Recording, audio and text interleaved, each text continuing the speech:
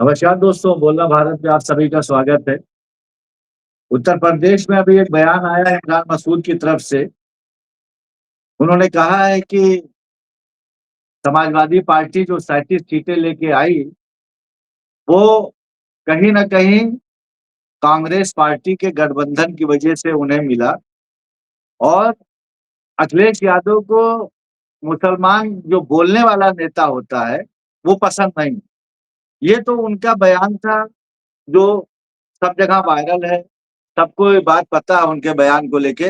लेकिन मैं वो बात बताने जा रहा हूँ कि आखिर इमरान मसूद जैसे एक समझदार नेता अगर वो इस टाइप की बात करते हैं, क्योंकि उनका भी एक लंबा सियासी सफर रहा है, लेकिन उसके बावजूद अगर उन्होंने ये बात कही, ये बयान दिया, और वो भी तब दिया जब उत्तर प्रदेश का विधानसभा का चुनाव 2027 का बहुत बहुत कम वक्त बचा हुआ है, और ऐसे वक्त में उनका बयान आया तो ये यूं ही नहीं आया। क्योंकि राजनीति में अगर कोई बात बोली जाती है तो उसके पीछे कहीं ना कहीं कुछ कारण होते हैं।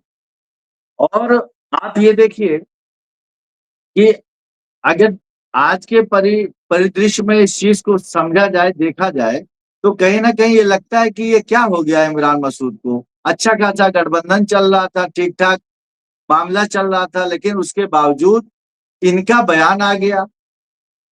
और समाजवादी पार्टी की तरफ से भी बयान आया है, उनके प्रवक्ताओं की तरफ से, कि ये शीर्ष नेतृत्व और केंद्रीय नेतृत्व का मामला वो समझेंगे। लेकिन कांग्रेस पार्टी के प्रदेश अध्यक्ष अजय राय का भी एक बयान आया। उन्होंने कहा कि देखिए, ये अगर बयान दिया गया है तो ये, इसमें हम कुछ नहीं कह सकते, ये केंद्रीय नेतृत्व समझेगा। लेकिन जिस हिसाब से इमरान मसूद ने मुसलमानों को लेके और खासकर ये कहा कि बोलने वाला मुसलमान समाजवादी पार्टी को पसंद नहीं है, उनका इशारा अखिलेश यादव की तरफ था। और हवाला दिया आजम खान साहब का, कि आजम खान साहब की याद देखिए हालात क्या है।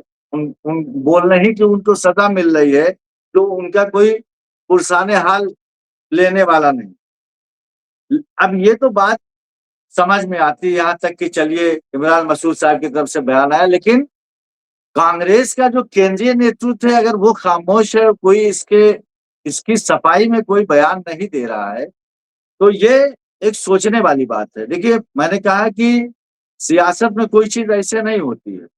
अब मैं उसके आगे की कड़ी जोड़ दूं कि हो क्या रहा है उत्तर प्रदेश के अंदर। देखिए, कहीं ना कहीं एक प्रेशर पॉलिटिक्स तो होती है, और तब और ज्यादा बढ़ जाती है जब सामने वाले जो पार्टी है उसकी तरफ से कुछ इशारा नहीं किया जा रहा है। इशारा में कि अब समय कम बचा हुआ है, जिस हिसाब से अन्य पार्टियां अपनी तैयारी में जुट गई हैं, उस लिहाज से देखा जाए तो समाजवादी पार्टी और कांग्रेस की तरफ से अभी कोई मीटिंग अभी तक हुई नहीं सीटों को लेकर, और ना कोई कमेटी गठित हुई।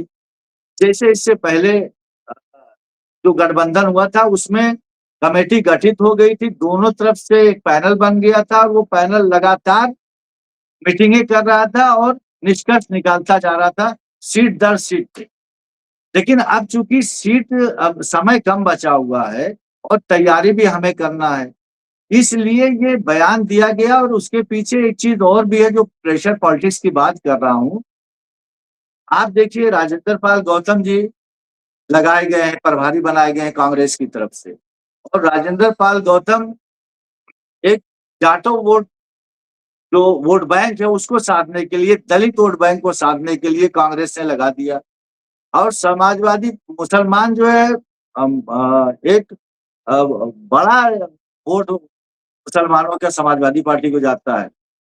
ऐसे में इमरान मसूद साहब कांग्रेस की तरफ से एक मुस्लिम लीडर है, तो उन्हें भी ये लगता है कि अगर मुसलमान सब सपा पे ही चले जा रहे हैं और इस वजह से भी सपा कोई घास नहीं डाल रही या अभी कोई तैयारी या कोई अभी उसकी पहल नहीं कर रही है, तो क्यों ना हम कोई ऐसा बयान दे दें जिससे ऐसा लगे कि मुसलमानों के भी हम हितैषी हैं, और कांग्रेस मुसलमानों की बात करती है और खुल के बात करती है, उसमें कोई गुरेज नहीं। और राहुल गांधी जी भी एक दो बार बोल चुके हैं।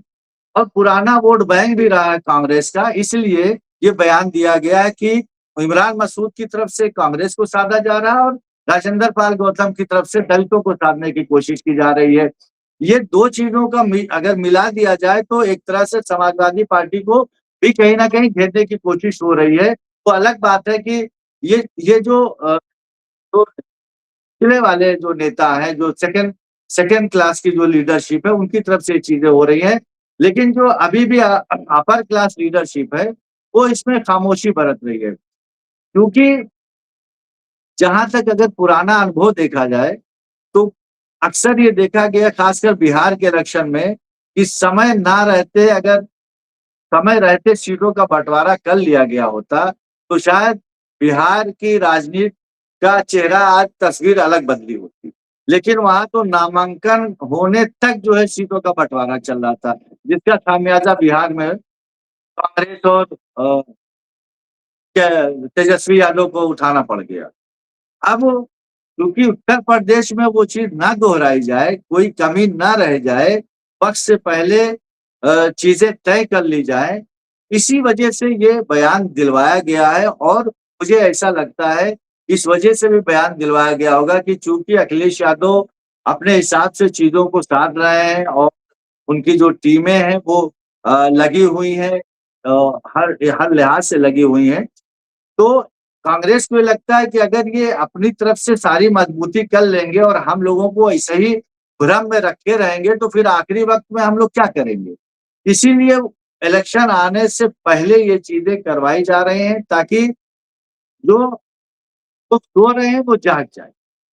इसके पीछे ये रणनीति है और जो कांग्रेस का केंद्रीय नेतृत्व है वो खामोश है, लेकिन कहीं न कहीं एक मौन समर्थन दिया गया है और एक इशारा है उनकी तरफ से, वरना इमरान मसूद इस टाइप का बयान नहीं देते।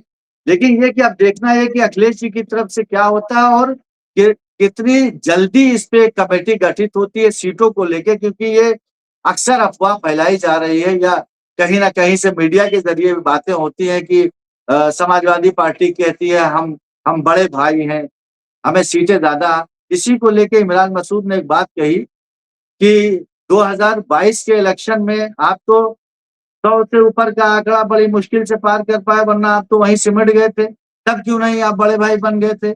आखिर आपको जो ये सीटें 37 मिली है लोकसभा में, वो कांग्रेस की वजह से और हमारे सहयोग की वजह से आपका जो सांसद की जो क्या कहते हैं गिनती बढ़ गई।